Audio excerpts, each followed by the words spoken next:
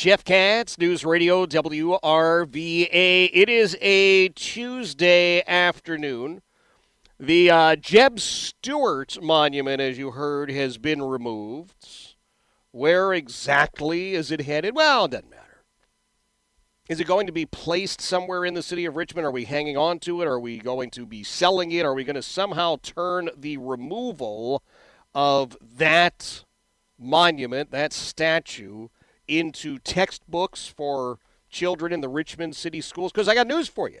If somehow the removal of the monuments would translate into better city schools, I think you'd have a whole slew of people standing up and saying, yeah, okay, well, let's get rid of them. And let's get those kids some textbooks, and let's get them some tissues in the classrooms, and toilet paper in the bathrooms of their schools. If somehow, some way, removing the statues, and by the way, why are we removing cannons? Were cannons only ever utilized by the Confederacy? God, this is such hypocrisy and stupidity on display. I mean, really, really, really outrageous. But are we going to take those cannons and melt them down and use them to fill in the gigantic potholes? Because if we are, then, well, anyway. So listen, there's an election coming up in the city of Richmond, and as most of us know, most of us don't live in the city, right? We look at the city and we see, unfortunately, reasons not to live in the city. And in fact, now we see even fewer and fewer reasons to visit the city or do business in the city. Now, Mike Dickinson has been with us before. Mike is the, I don't want to say gadfly, but he's run for a number of offices over the years. But this time, maybe he's got a chance at this one. Mike, thanks for being here. It's always good to be here on WRVA with you, the beacon of freedom. WRVA is the one sane media operator in the whole city with you and John Reed and Hannity and Rush. I mean, the rest of the media in the city is in the tank for all of these people that are trying to destroy democracy and destroy the city. All right, now, Mike, hang on a second. Good to be here. I got to ask you a question. What have you done with Mike Dickinson? Because the Dickinson that I know hates everything that I talk about, rails against me as a far left-wing guy. What's happened to you? It's been like a 2.5 year transition from being somebody that was on one side to, growing up and experiencing life and getting to interact and really seeing the Democratic Party leave small business owners. The Democratic Party is the party of aggrieved people, people that look for excuses, and people that want a free ride. And I've always been somebody that values hard work, that values investing in yourself and puts a premium on betting on yourself, not somebody that wants a handout. And the Democratic Party they've abandoned small business owners. They've abandoned families. They're all about, if you're a man who wears a dress, that's the Democrat Party. That's who they want in their party. Wow. All right. So tell me a little bit about the run for city council. What prompted you to do that, and how is that going? It's going good. I looked around, and the one thing I've always been good at is being a leader and being outspoken. And I don't really bow down to anybody. And right now, that's what our city is sorely in need of. We have business owners, we have families, we have retirees, we have lots of good people who want to stay in the city and live in the city and experience the convenience of being close to everything. But right now, the city government has totally abandoned them, and they've totally abandoned the police department. It is a shame, the way that our government, our mayor, our city council person, Andreas Addison, the way our city council people on the south side, I mean, Stephanie Lynch and Michael Jones, they should be put in jail for their comments about the police department. It's a shame that they are doing everything they can to undermine the rule of law and order in the city to make it so that legitimate people who want to live here and work here cannot feel safe anymore. And so, everybody's afraid of this, this mob that's going to come after them or going to, post their address on the internet or come knocking at their door. I've never been afraid of that. Mm-hmm. When Roger Stone came to Richmond, Antifa made a bunch of threats about me, and I didn't really worry about them or care about them. So we need a leader. And the problem is in Richmond, we have a lot of people that want to be elected and have a big title behind their name, but they don't want to do the hard work of leading. Well, gosh, I can't believe I'm saying this out loud. I agree with you. Yes. I really do. I really do.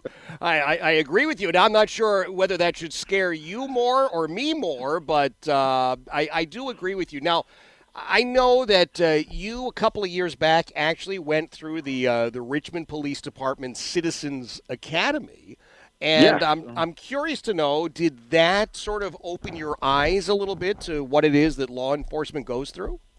Yes, without a doubt. You get there, they have this simulator where you have a weapon and you see an interaction happen in real time, and you have literally seconds to decide if this person is going to shoot you or this person is going to harm you, or if they're not. And you have to be using all of your senses to look at, what little glimpse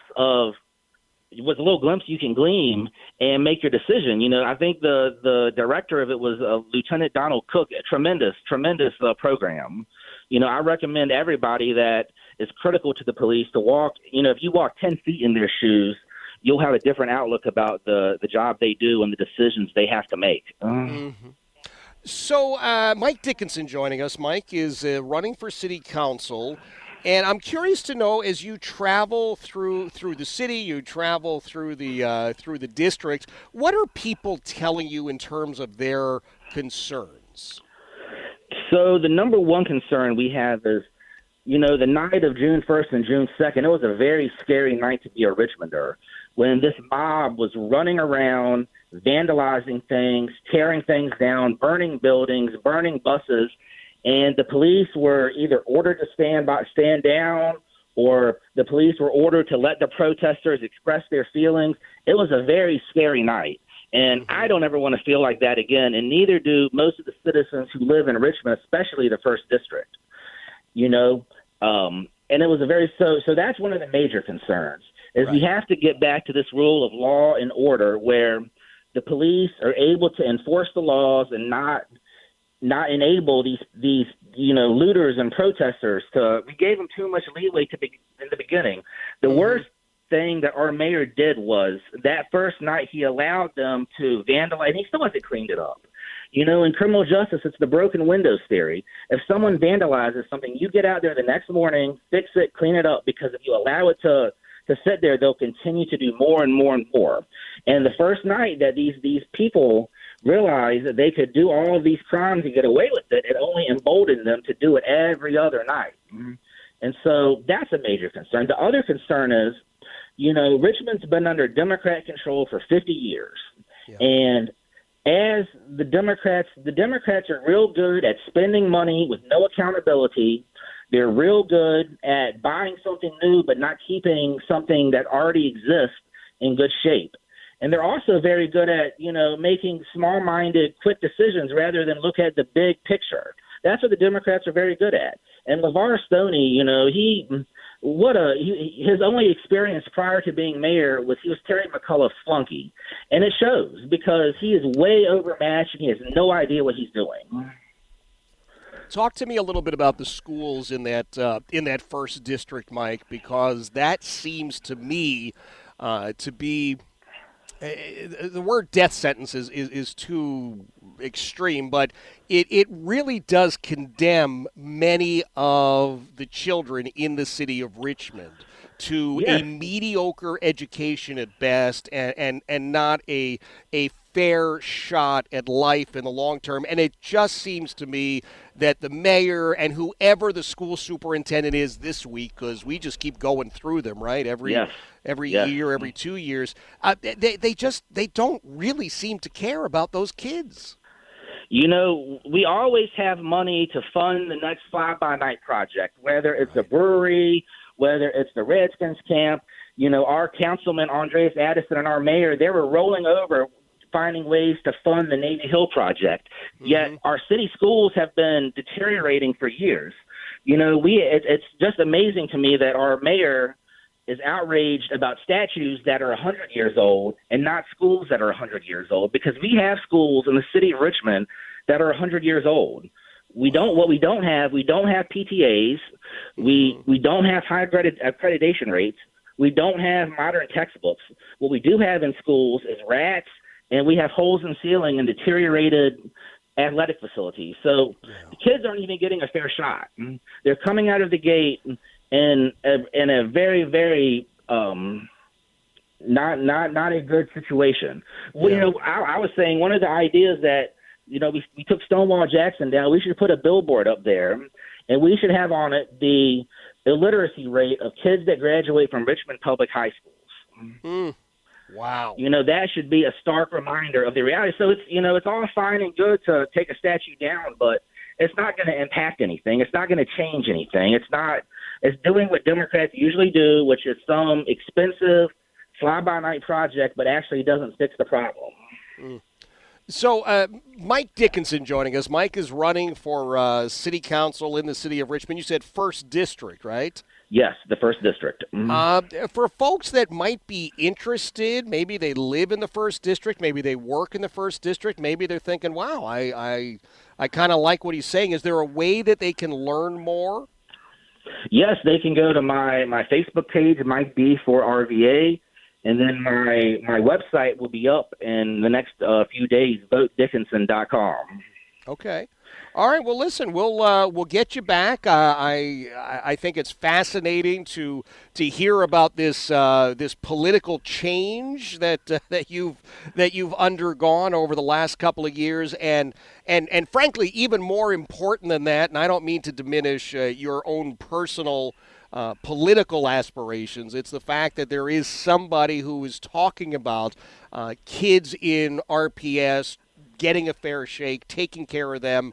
We could talk about getting technology in the classrooms, but before we do that, maybe we can start with books, books and paper, and then we'll move on to technology as well. Well, Mike, I appreciate you being here, and we'll talk again soon, I hope.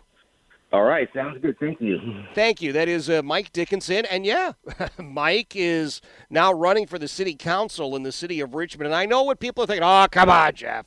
This guy, when he was one of those wacky Democrats, it seemed like he was running for everything, and nothing ever came of his campaigns. And, he worked, managed strip clubs. And, well, okay. Well, whatever. At least today, as he talks about those kids who are being poorly served. It would be a step up for many of these children to be underserved. That's how bad the Richmond public schools are. But somebody's talking about it. And I don't care anymore who talks about it. I think it's just vital that we talk about it. Jeff Katz, News Radio, WRVA.